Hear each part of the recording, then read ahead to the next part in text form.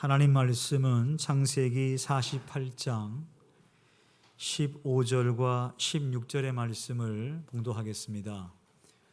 창세기 48장 15절, 16절의 말씀, 구약성경 77페이지 말씀인데요. 다 같이 합독하겠습니다. 그가 요셉을 위하여 축복하여 이르되 내 조부 아브라함과 아버지 이삭이 섬기던 하나님, 나의 출생으로부터 지금까지 나를 기르신 하나님, 나를 모든 환난에서 건지신 여호와의 사자께서 이 아이들에게 복을 주시오며 이들로 내 이름과 내 주상 아브라함과 이삭의 이름으로 칭하게 하시오며 이들이 세상에서 번식되게 하시기를 원하나이다. 아멘. 이 시간 할렐루야 찬양대에 주님께 찬양 올리겠습니다.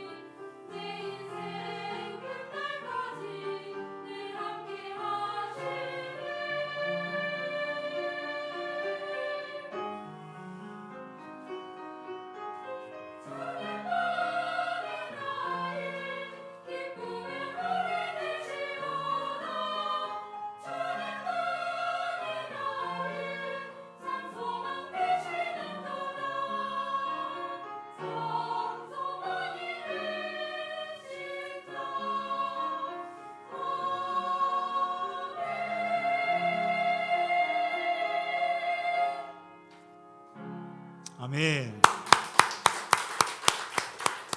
그 소식을 알려드리겠습니다. 오늘 예배에 나오신 모든 분들 환영합니다. 그리고 영상으로 예배하신 모든 분들에게도 주의 은혜가 충만하기를 축복합니다. 우리의 가정 건강하게 잘 세워지기 원하고 또 믿음의 가정으로 더욱더 굳건하게 서기를 바랍니다. 코로나 때문에 예배가 많이 약화됐어요. 공예배에 오늘 주일 예배, 또 주일 오후 예배, 또 수요 예배, 공예배에 최선을 다해서 여러분들이 꼭 참석해 주시 바라고 식사를 하기 시작했습니다. 꼭 그냥 가시더라도 오후 예배 혹시 못 나오시더라도 식사 교제하시고 그리고 나서 가시면 참 좋겠어요. 이번 주 수요일은 지방선거입니다. 도지사, 시장, 교육감, 시의회 의원, 도의회 의원, 또 비례대표 이렇게 선정하는데 꼭 투표 참여하시고요. 특별히 우리 교회에 김옥성 집사님이 출마했습니다. 꼭 될 수 있도록 신실하신 믿음의 사람이 지역사회를 섬길 수 있도록 여러분들이 꼭 기도해 주시고 또 많이 좀 알려주셔서 될 수 있도록 해주시기를 부탁드립니다. 그래서 교회 영광을 위해서 지역사회 발전을 위해서 쓰임받도록 다음 주 일부 예배는 학생과 함께 연합을 드리고요. 그리고 이번 주 토요일 날 6월 4일 낮 12시에 전주 엔타워 컨벤션 웨딩홀 1층에서 우리 박숙기 권사님의 장녀 손나리 양의 결혼식이 있습니다. 여러분 축하해 주시고 축복해 주시기 바라고요. 참석하기 원하시는 분께서는 교회 11시까지 오시면 교회 차를 이용해서 식장에 함께 갈 수 있겠습니다. 꼭 여러분 많이 축하해 주시기를 바랍니다. 우리 옆사람 축복하겠습니다. 하나님께 당신을 통해 옆사람 바라보시고요. 우리 축복합시다. 하나님께서 당신을 통해 메마른 땅에 샘물 나게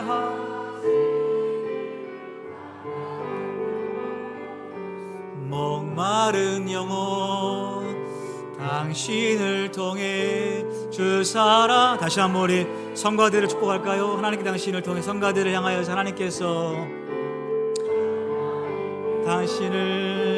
당신 메마른 땅에 옆좌석에 있는 분들을 향해서 나게 하시기를 가난한 영혼 목마른 영혼 당신을 통해 주 사랑 알기 원하네. 박수로 격려하겠습니다.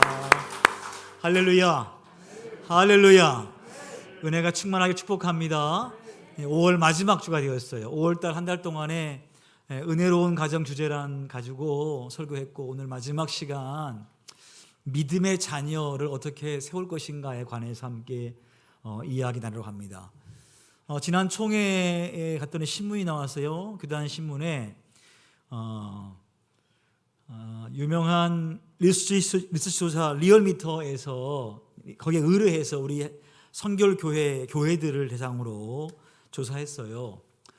코로나 이후에 교회의 변화에 대해서 어떠한 어려움들이 있느냐 했을 때에 이제 성도 간의 교제가 약화되었다라고 조사하기를 67% 정도 됐어요.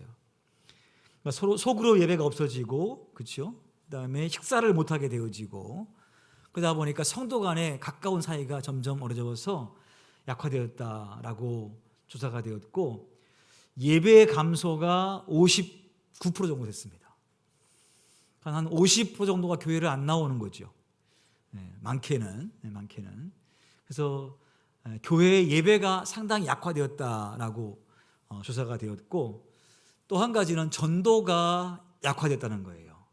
코로나 초창기에 교회에서 코로나 나온 것처럼 뉴스가 계속 보도되는 바람에 교회가 위축되어 버렸어요. 그리고 전도를 안 해요. 사람 만날 수가 없으니까, 그 접촉이 어려우니까. 그래서 전도가 약화되어서 교회가 참 위기다, 그런 얘기를 합니다. 평균적으로 코로나 이전보다 한 22%의 성도가 교회를 안 나온다라고 조사가 됐어요. 맞는 것 같아요. 진짜 20% 정도는 교회를 안 나오고 계세요. 신앙을 버린 것은 아닌데 교회는 안 나오세요. 따라합시다. 신앙생활은 습관입니다. 그러니까 2년 동안을 안 나오는 습관을 했으니까 아예 그냥 이제 그것이 딱 몸에 배었어요. 근데 그거를 이제 이기려는 게 쉽지 않은 거예요. 마음은 원이지만 그게 안 되는 거예요. 환경도 안 되고 시간도 안 되는 것 같고 피곤하기도 하고 여러 가지 이유로 교회를 못 나오는 성도가 20%가 넘어요. 우리가 빨리 회복되기를 위해서 기도해야 될 줄 믿습니다. 근데 가장 큰 어려움은 뭐냐면, 진짜 어려운 건 뭐냐면요, 교회의 주일학교와 학생회가 약화되는데 한국 내에 복음화, 청소년 복음화율이 얼마인 줄 아세요? 얼마 될 것 같아요? 청소년들 복음화율 5%. 청소년들 복음화율이 5%예요, 5%. 보통 선교학에서 미전도 종족, 아직 복음이 들어가지 않은 곳을 어떻게 얘기하냐면 3% 이하면은 미전도 종족으로 분류합니다. 근데 세계적으로 가장 큰 교회가 많고 선교를 가장 많이 하는 이 대한민국의 청소년들 복음화율이 5%예요. 거의 미전도 종족에 속할 정도로 약화가 되는 거예요. 이제 앞으로 얼마 안 가서 교회가 노령화가 심해져가지고요, 애들은 보이지 않고 나이 드신 할머니, 할아버지만 교회에 계시는 상황들이 10년 안에 올 수 있다는 거예요. 심각한 거예요. 그래서 조사했어요. 도대체 왜 한국 교회가 청소년들이 없는가? 왜 복음이 이렇게 낮은가 했을 때에 그 원인이 뭔가 하고 조사해 봤더니 여러분 뭘 것 같아요? 왜 그들의 복음화율이 이렇게 떨어졌을까? 혹시 교회에서 교육을 잘못했나?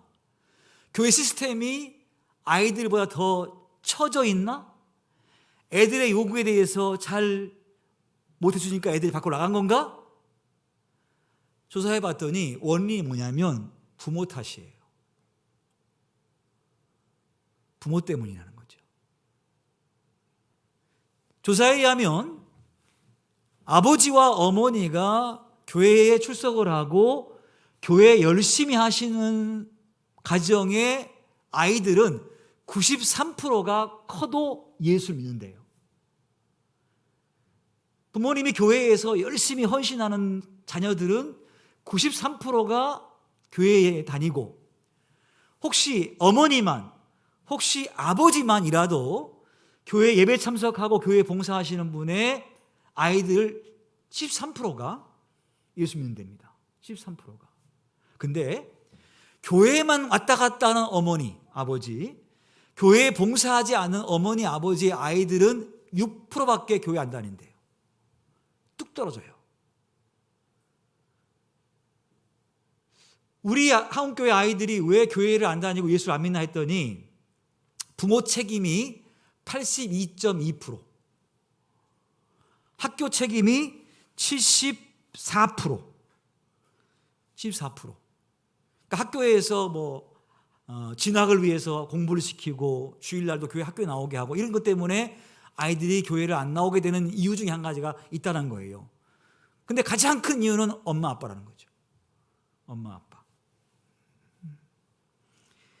그래서 부모의 신앙이 아이들에게 지대한 영향이 있구나. 어떤 부모는 그러더라고요.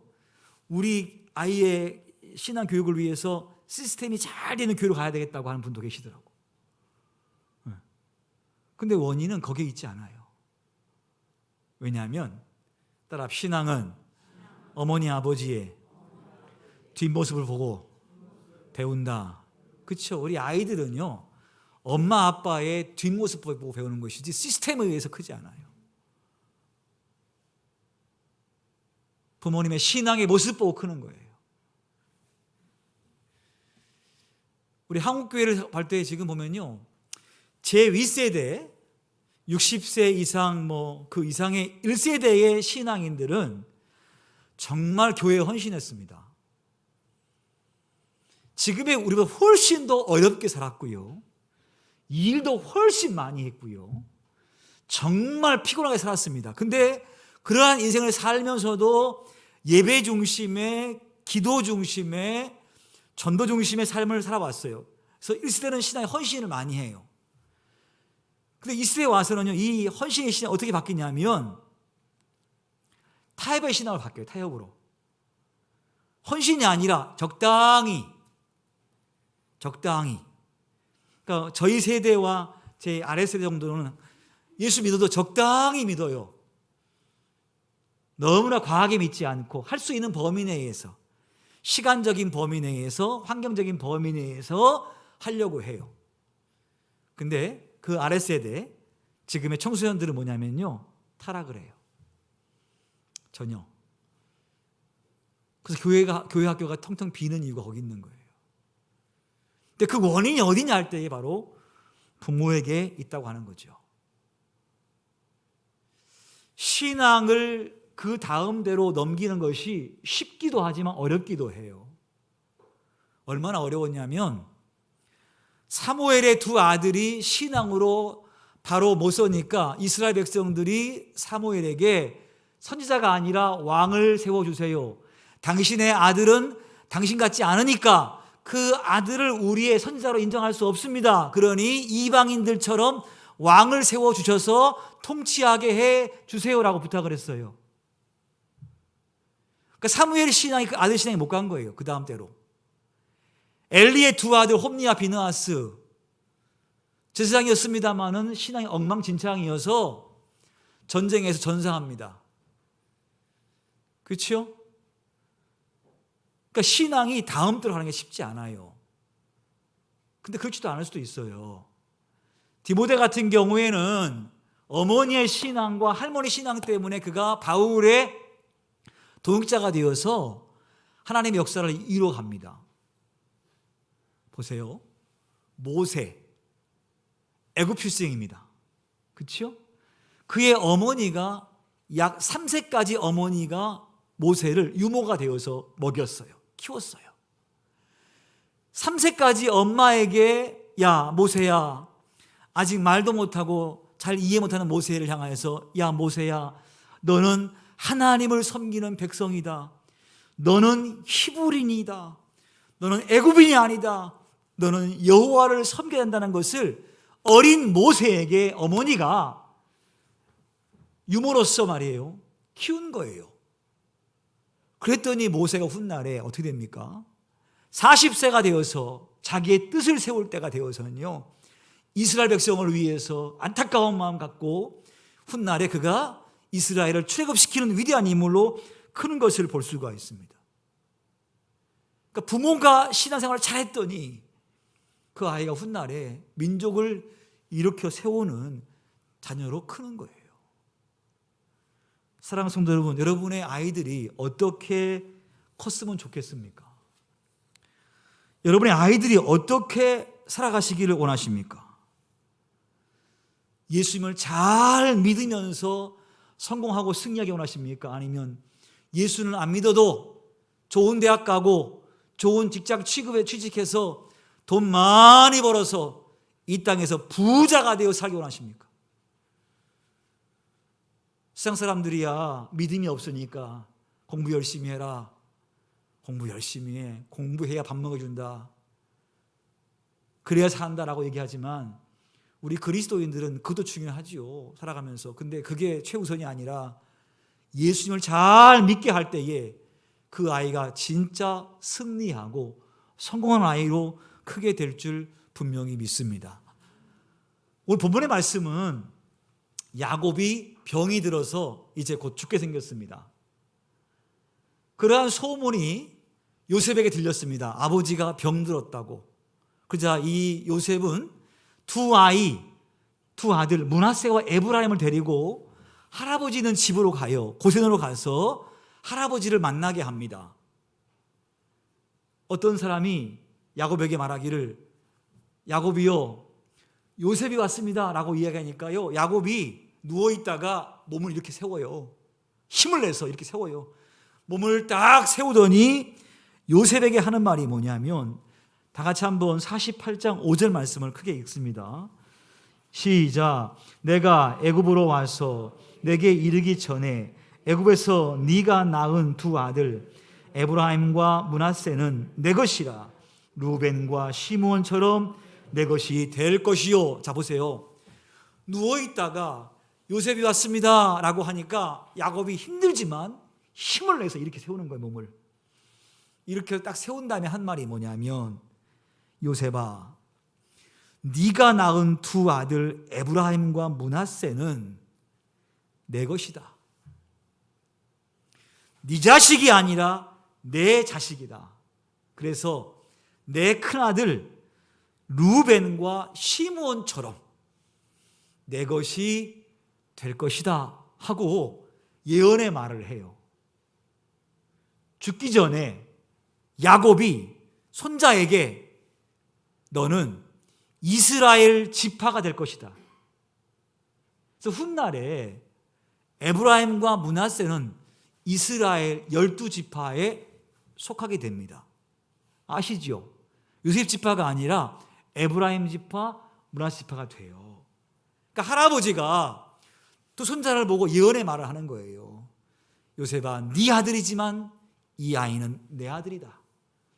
내 아들처럼 내가 상속을, 내 기업을 이들에게 줄 것이다 라고 예언의 말을 해요.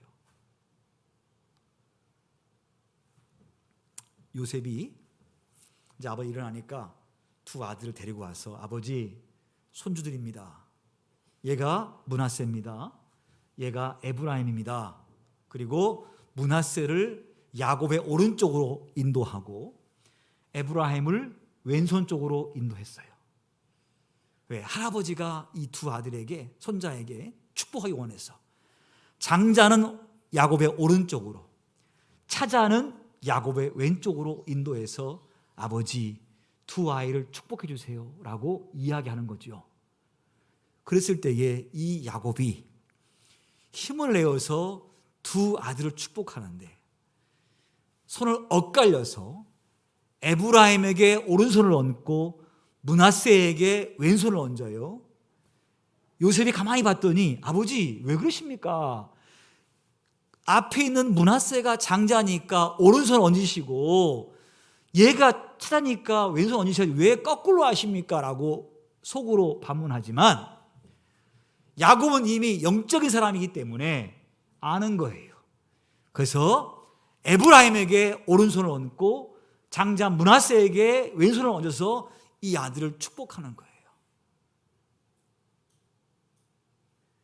이 두 아들이 훗날에 12지파에 속하게 된다라고 하는 마음 가지고 하나님의 언약과 하나님의 기업을 받을 자녀가 된다라고 하는 비전을 가지고 야곱이 두 손자에게 축복을 해요. 느낄 수가 있어요, 여러분. 할아버지가 손자를 축복하는데 얼마나 간절했을까? 얼마나 복을 빌고 싶었을까? 우리가 다 부모이지만 부모의 마음속에 자식을 향하여서는 끝이 없어요. 끝이 없어요. 저는 어머니 기도를 이렇게 생각해요. 어머니 기도가 이렇게 했어요. 어머니 하나님, 나에게 모든 죄를 물으시고 우리 아들들에게는 복만 주세요 라고 기도했어요. 네, 우리 어머니께서. 그 기도를 듣는 저는 정말로 가슴이 아팠어요. 당신의 인생은 뭡니까? 당신도 행복하지 않겠습니까? 근데 왜 모든 죄는 당신이 받으신다 그러시고 왜 자식에게는 복만 비십니까? 그게 부모의 마음인 거죠. 그게 부모의 마음인 거예요. 여러분도 마찬가지일 거예요. 지금 내 안에 있는 슬아에 있는 아이들 어떻게 하면 잘 키울 것인가? 어떻게 하면 이들을 잘 되게 할 것인가? 그냥 막 복을 비워주고 싶겠지만 할아버지 마음은 더 하겠죠. 얼마나 이뻤겠습니까? 오늘 우리가요 야곱이 축복하는 기도의 내용을 한번 잘 들어봐야 돼요. 어떻게 축복하는지. 자, 축복하는 분이 16절 봅시다. 16절 한번 다 같이 읽습니다. 시작. 나를 모든 환난에서 건지신 여호와의 사자께서 이 아이들에게 복을 주시오며 아들로 내 이름과 내 조상 아브라함과 이삭의 이름으로 칭하게 하시오며 이들이 세상에서 번식되게 하시기를 원하나이다.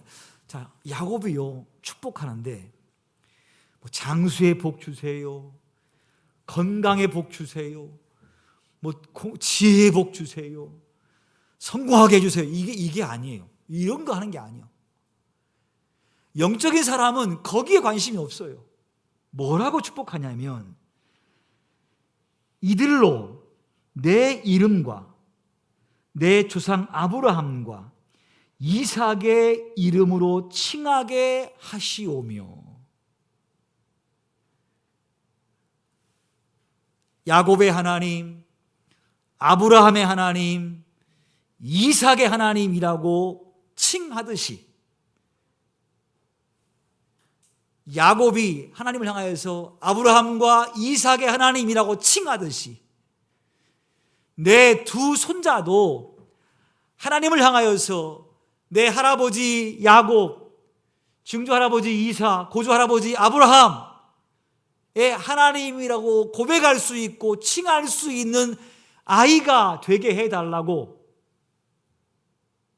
다른 게 아니고 이 두 손자도 하나님을 그렇게 고백하게 하시고 하나님께서도 이 두 손자를 그렇게 생각하셔서 내 언약의 아이들아, 내 축복의 아이들아, 내 백성의 아이들아라고 인정하실 수 있는 신앙 고백과 그분의 인정이 이루어지는 아이가 되게 해달라고 지금 야곱이 축복하는 거예요. 왜 그럴 수밖에 없냐면 훗날에 이 두 아들이 12지파에 속하려면 그게 분명하지 아니하면 언약에 들어갈 수 없거든요. 하나님을 제대로 인정하지 아니하면, 하나님을 제대로 알지 못하면 언약의 축복 안에 들어갈 수가 없어요. 12지파에 속할 수가 없어요. 그 복 받으려면 이들에게 신앙이 분명해야 돼요. 즉 우리의 아이들이 앞으로 하나님의 복을 받으려면 그들의 머릿속에, 그들의 마음속에, 그들의 삶 속에 예수 그리스도가 누구신가, 하나님이 누구신가, 성령님이 누구신가 라고 하는 분명한 신앙 고백, 야곱이 하나님을 칭하듯이 이들 또한 하나님을 그렇게 칭해야 되고 인정하듯이 인정해야 되거든요. 오늘 야곱이 왜 그렇게 기도했냐면 이 두 손자는 출생이 어디예요? 애굽이에요. 애굽 출생이. 그의 어머니는 아스닷이에요. 아스닷. 그 아스닷은 누구냐면 태양신을 섬기는 제사장의 딸이에요. 왕 바로가 노예 신분의 요셉을 신분을 바꿔주기 위해서 그 당시에 최고의 신분에 있는 제사장의 딸을 만나게 해서 결혼시켜버린 거예요. 그리고 요셉의 이름을 사브낫 바네아라고 줬어요. 요셉이 아니라 너는 사브낫 바네아다. 너는 이제 히브리인이라기보다는 애굽의 이름을 가진 자가 되었다라고 해주는 거예요. 그 신분 상승을 위해서 제사장, 태양신 섬 제사장의 딸을 만나게 해서 결혼시켜서요. 그 사람을 통해 난 자가 오늘 므낫세와 에브라임이에요. 그러니까 보세요. 엄마가 그 아이를 키웠어요. 그러면 이 두 아이 속에 하나님 신앙이 분명하겠습니까? 태양신 신앙이 분명하겠습니까? 당연하지 않았어요. 당연하잖아요. 무슨 엄마가 하나님 모르는데 하나님 가르쳤겠어요? 그들의 삶 속에서 전통과 문화와 삶이 신앙적이었겠습니까? 아니면 그냥 애굽 사람이었겠습니까? 당연합니다. 애굽 사람이에요. 그러니까 그 두 아이는 철저하게 머리부터 발끝까지 신앙이 온전치 않아요. 물론 아버지를 통하여 신앙을 배우긴 했을 거예요. 요셉이 뭔가를 했을 거니까. 근데 그 신앙이 희미해요. 그래서 야곱이 볼 때에는 이 두 아이가 하나님을 칭할 때에 아브라함과 이삭의 하나님, 내 할아버지 야곱의 하나님이라고 고백할 수 있는 신앙으로 되기를 축복하는 거예요. 그래서 하나님도 하나님 이 두 손자를 그렇게 좀 칭해 주세요라고 하는 마음이, 소원이 있는 거예요. 그래서 그들을 향해서 그렇게 축복을 비는 거예요. 이 두 손자는 인간적으로 얘기하면 요셉의 아들이면 총리의 아들입니다. 총리의 아들. 권력, 부, 명예 모든 걸 다 줄 수 있는 위치에 있어요. 그 복 받는 게 중요한 게 아니야. 할아버지 입장에서는, 영적인 사람의 입장에서 볼 때는 그 중요한 게 아니야. 영적인 아버지, 영적인 어머니 입장에서 볼 때는 우리 아이들이 좋은 대학 가고 공부 열심히 해서 성공하는 것, 돈 많이 버는 것, 그게 중요하지 않아요. 가장 중요한 건 뭐냐? 이 아들이 하나님을 정확히 고백하고 예수를 정확히 고백하고 성령님 안에 살아가는 것이 가장 중요하기 때문에 영적인 부모라고 한다면 우리 아이들을 그렇게 축복하고 길러야 될 줄 분명히 믿습니다. 그래요. 또 한 가지 축복이 있어요. 그게 뭐냐면요, 오늘 야곱이 이렇게 얘기합니다. 15절 말씀 볼까요? 15절, 48장 15절 보세요. 그가 요셉을 위하여 축복하여 이르되 내 조부 아브라함과 아버지 이삭이 섬기던 하나님, 자, 그분이 누구시냐면 나의 출생으로부터 지금까지 나를 기르신 하나님. 따라합시다. 나의 출생으로부터 지금까지 나를 기르신 하나님. 또 한 가지 보세요. 나를 모든 환난에서 건지신 여호와의 사자께서 이 아이들에게 복을 주시오며. 그러니까 야곱이요, 손주에게 축복하기를, 하나님께서 나를 출생부터 지금까지 길러 주셨습니다. 하나님, 이 두 손자도 지금부터 죽을 때까지 길러 주시옵소서. 이거예요, 이거. 여러분, 우리가 아이들 키울 수 있어요? 아이들이 가르쳐 준 대로 잘 따라 하던가요? 정답 가르쳐 준 정답대로 살아가던가요? 그렇지 않아요. 시행착오를 겪어가면서 그들도 배워가더라고. 부모는 야, 사고 없도록 이렇게 가르쳐 줘도 그들의 머리로는 그걸 이해 못하기 때문에 그들 또한 자기 고집대로 가다가 시행착오 겪고 결국은 부모님 말이 옳다는 것은 나중에 알게 되어지겠지만 내가 기르는 거 아니에요. 시행착오를 겪더라도 하나님께서 인도하셔서 그 아이를 이끌어 주셔서 잘 크도록 그분께서 길러 주셔야 돼요. 하나님께서 야곱을 지금까지 길러줬던 것처럼 하나님이요, 이 에브라임과 므낫세 그렇게 길러주세요. 또 한 가지는 모든 환난 가운데에서 나를 구원하신 하나님. 그래요, 야곱은 정말 고생 많이 했어요. 바로 앞에서 그 고백하는 말이 뭐예요? 내 나이가 130인데 험악한 세월을 제가 살아왔습니다라고 얘기해요. 형을 피하여서 바단 아람으로 갈 때에 그 밤에 죽음에 대한 공포를 느꼈고요. 20년간 라반의 집에서 종살이 했고요. 10번이나 임금 속였고요.